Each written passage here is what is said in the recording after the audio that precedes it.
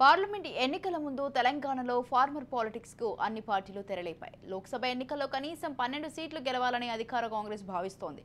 Survey సంస్థలు కూడా ఈ మేరకు అంచనా వేశాయి. అయితే సీఎం రేవంత్ మాత్రం 14 స్థానాలు మావే అంటున్నారు.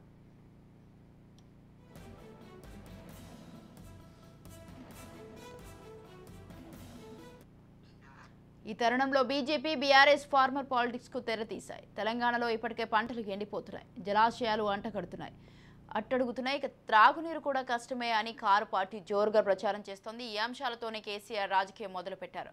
కృష్ణానదిపై ఉన్న ప్రాజెక్టులను కేఆర్ఎంబీ పరిధిలోకి తీసుకురావడంతో దీనిని రాజకీయం చేసి లబ్ధి పొందాలని కేసీఆర్ భావించారు. కానీ కాళేశ్వరం కుంగిపోవడం, దక్షిణ తెలంగాణను పట్టించుకోకపోవడం అంశాలతో కేసీఆర్ ఆశించిన ఫలితం రాలేదు. అది కాంగ్రెస్కే ప్లస్ అయింది. ఇక బీఆర్ఎస్ ఫెయిల్ అయింది. దీంతో కేసీఆర్ ఒకే సభ పెట్టి సైలెంట్ అయ్యాడు.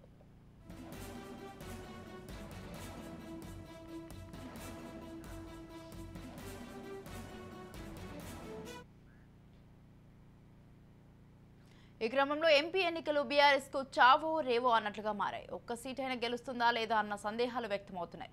ఈ నేపథ్యంలో కేసీఆర్ మళ్లీ ఫామ్ హౌస్ నుంచి బయటకు రావాల్సిన పరిస్థితి వచ్చింది. పార్టీ నుంచి సీనియర్ నాయకులు కేకే, కడియం లాంటి వాళ్ళు కూడా పార్టీని వీడుతున్నారు. ఈ నేపథ్యంలో క్యాడర్లో గందరగోళం నెలకొంది. ఈ క్రమంలో క్యాడర్లో ఆత్మస్థైర్యం నింపేందుకు కేసీఆర్ బయటకు వచ్చారు.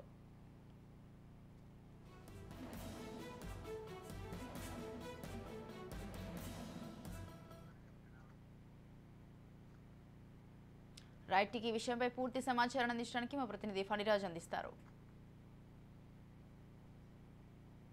దానికి ముందు రాష్ట్రంలోని ప్రధాన పార్టీలన్నీ కూడా రైతు రాజకీయానికి తెరలేపాయి. ముఖ్యంగా ఈసారి 17 స్థానాల్లో అత్యంత కీలకమైనటువంటి స్థానాలు గెలుచుకోవడానికి ప్రయత్నిస్తున్నటువంటి అటు బీఆర్ఎస్, కాంగ్రెస్, బీజేపీ ఈ మూడు కూడా సరిగ్గా ఎన్నికల సమయం ముందే రైతులకు ఇచ్చినటువంటి హామీలు, వారికి ఇచ్చినటువంటి పథకాల విషయంలో పోరాట పందాకి దిగాయి.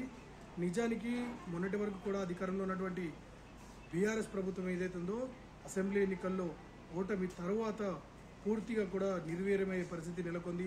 ఆ పార్టీ కీలక నేతలైనటువంటి కేశవరావుతో పాటు కడియం శ్రీహరి, ఇతర సీనియర్ నాయకత్వం అంతా కూడా కాంగ్రెస్ వైపు చూస్తున్నారు. ఇటువంటి పరిస్థితుల్లో అధికారమే ధ్యేయంగా వెళ్తున్నటువంటి వీరందరికీ అడ్డుకట్ట వేయాలంటే తిరిగి పోరాట పందాన్ని ఎంచుకోవాలని బీఆర్ఎస్ పెద్దలు భావించినట్టుగా తెలుస్తోంది. అందుకే గత కొంతకాలంగా ఈ 3 నెలల్లో కాంగ్రెస్ ప్రభుత్వం వైఫల్యాలను ఎత్తి చూపుతూ ముఖ్యంగా రైతాంగానికి సంబంధించి ఏవైతే హామీలు ఇచ్చిందో వాటిని అమలు చేసే విషయంలో అటు రేవంత్ రెడ్డి అలాగే ఆయనకు సంబంధించినటువంటి మంత్రులు పూర్తిగా విఫలమయ్యారనే భావనని ప్రజల్లోకి తీసుకెళ్లాలని బీఆర్ఎస్ పెద్దలు భావించారు. ఇందులో భాగంగానే ఈరోజు కీలకమైనటువంటి నేతలు, గతంలో మంత్రులుగా పనిచేసిన వారు కావచ్చు, ఎమ్మెల్యేలు వీరంతా కూడా ఈరోజు సిఎస్కి తమ వినతి పత్రాన్ని ఇచ్చారు. రైతులకు సంబంధించి ఏవైతే హామీలు ఇప్పటి ప్రభుత్వం ఇచ్చిందో ఎన్నికల సమయంలో అవి వాటిని అమలు పరచాలని కోరారు. తమ ప్రభుత్వంలో తాము ఏదైతే చెప్పామో అది చేసి చూపించామని వారు అంటున్నప్పటికీ కూడా నిజానికి బీఆర్ఎస్ ప్రభుత్వానికి వారు ఏకైక గొప్ప విషయంగా చెప్పుకున్నటువంటి కాళేశ్వరం ప్రాజెక్టు ఫెయిల్యూర్ ఏదైతే ఉందో అది సరిగ్గా ఎన్నికల సమయంలో బయటపడడం, దీంతో అది పెద్ద ఎత్తున ఎఫెక్ట్ చూపించడం, ఆ తర్వాత ఓటమి కూడా చూడాల్సినటువంటి పరిస్థితి నెలకొంది. ఇక ఈ 2 పార్టీలు కాకుండా బీఆర్ఎస్, కాంగ్రెస్ ఈ 2 పార్టీలు కాకుండా బీజేపీ కూడా రైతాంగానికి సంబంధించినటువంటి అంశాలను తెర మీదకి తీసుకొస్తోంది. ముఖ్యంగా బీజేపీ ప్రధాన కార్యదర్శి, జాతీయ ప్రధాన కార్యదర్శి బండి సంజయ్ తన కార్యాలయంలో ఈరోజు ధర్నా చేయడం జరిగింది. రైతు దీక్ష చేశారు.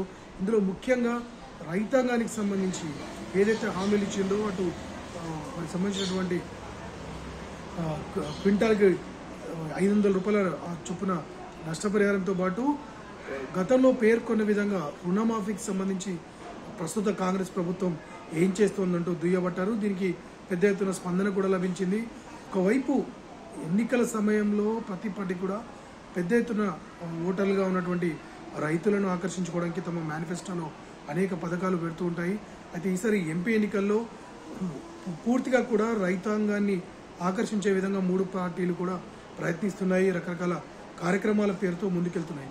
ఇటువంటి పరిస్థితుల్లో ఈసారి జరగనున్నటువంటి ఎన్నికల్లో రాష్ట్రంలో ఉన్న అనేక నియోజకవర్గాల్లో రైతులు ఎవరికి మద్దతు పలుకుతారు, నిజానికి వారు కాంగ్రెస్తో నడుస్తున్నారా, లేదంటే కేంద్రంలో అధికారంలో ఉన్నటువంటి బీజేపీ వైపు వెళ్తారా, లేకుంటే గతంలో పోరాట పందాన్ని అనుసరించినటువంటి బీఆర్ఎస్కి మొగ్గు చూపుతారా అనేది వేచి చూడాల్సి ఉంది. మొత్తానికి మాత్రం సరిగ్గా ఎన్నికలకు ముందే ఈ రాజకీయం ఏదైతే ఉందో దీన్ని అందరూ కూడా చాలా నిశ్చితంగా పరిశీలిస్తున్నారు. ఫలితాల తర్వాత వీరు ఎటువైపు రైతుల ముద్ర ఎటువైపు వెళ్ళిందనేది మనం చూడాల్సి ఉంటుంది. Phaniraj for Raj news from Karimnagar.